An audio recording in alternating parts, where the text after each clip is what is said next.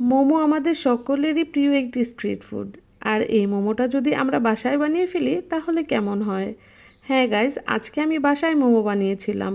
তো আমি আজকে তোমাদেরকে দেখাবো কি করে তোমরা বাসায় এরকম পারফেক্ট মোমো বানিয়ে ফেলবে। এই চিকেন মোমোটা বানানো খুবই সহজ, আর ঘরে থাকা উপকরণ দিয়েই খুব সুন্দরভাবে পারফেক্টলি এরকম মোমো বানিয়ে ফেলতে পারবে। তো চলো গাইস, আমি তোমাদেরকে দেখাই এই চিকেন মোমোটা কিভাবে বানাবে। প্রথমেই আমি নিয়ে নিয়েছি 1 পিস মুরগির মাংস।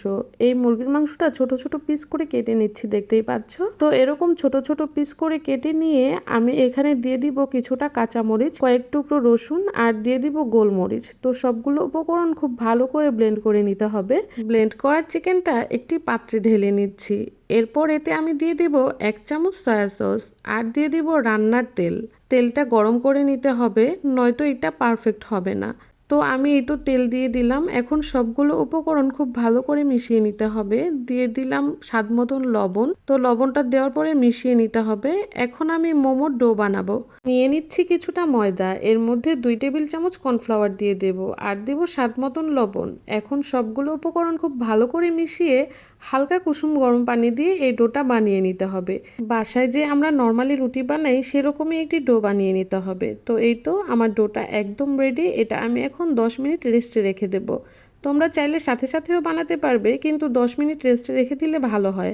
এই তো চলে আসলাম 10 মিনিট পর। তো আমার ডোটা একদম পারফেক্ট মোমো বানানোর জন্য। এখন আমি মোমোটা বানিয়ে নেব। তো এরকম ছোট ছোট করে রুটি বানিয়ে নিচ্ছি, আর এই যে মুখাটা দেখছো এটা দিয়ে যে রাউন্ড করে কেটে নিচ্ছি। এখন আমি এই যে পুরটা বানিয়ে রেখেছিলাম এটা এর মাঝখানে দিয়ে আমি ছোট ছোট মোমো বানিয়ে নেব। তোমরা চাইলে অনেক ডিজাইনের বানাতে পারো। তো আমি এখন যে ডিজাইনের মোমোটা বানাচ্ছি এটা হচ্ছে অন্থনের ডিজাইনের। এই ডিজাইনের মোমোটা আমার দেখতে খুবই ভালো লাগে, আর খেতেও ভালো লাগে।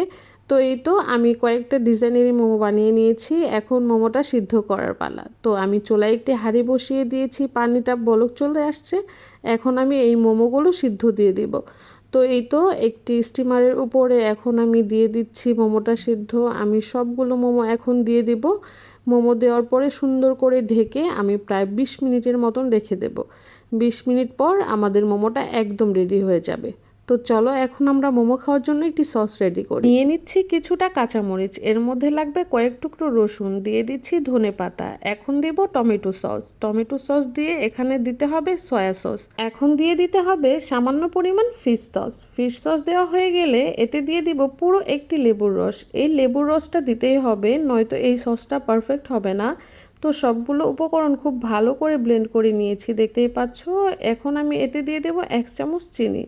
তো এই তো মোমো খাওয়ার জন্য আমাদের সসটা রেডি। এই সসটা দিয়ে মোমো খেতে যে কি ভালো লাগে তোমরা বাসায় বানিয়ে খেলেই বুঝতে পারবা। আর এই তো আমাদের চিকেন মোমো রেডি। দেখতেই পাচ্ছ কতটা পারফেক্ট হয়েছে, আর দেখতে যতটা সুন্দর হয়েছে খেতেও অসম্ভব ভালো হয়েছিল গাইস। তো তোমরা আজকের রেসিপিটা দেখে অবশ্যই বাসায় ট্রাই করবে।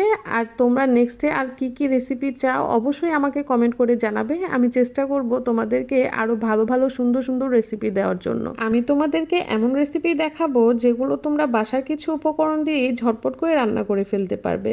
আরও খুব সহজ সহজ রেসিপি তোমাদেরকে দেব, যাতে তোমরা আমার ভিডিও দেখে সকলেই বাসায় রান্না করে খেতে পারো।